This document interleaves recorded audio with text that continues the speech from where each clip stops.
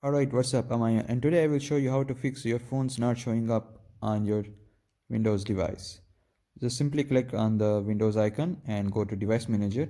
Here you can see I have a portable devices. This is my phone model and it is showing a default icon right on there.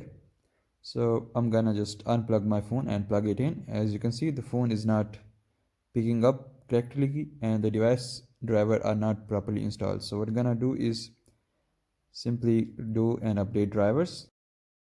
Now it says that Windows encountered a problem installing the drivers, so we're gonna browse my drivers for here and let's see if we have the currently installed drivers. So we got 3 drivers installed right from the compatible hardware settings, and I'm gonna select the next one, MTP USB drive device, and we're gonna simply manually install the drivers.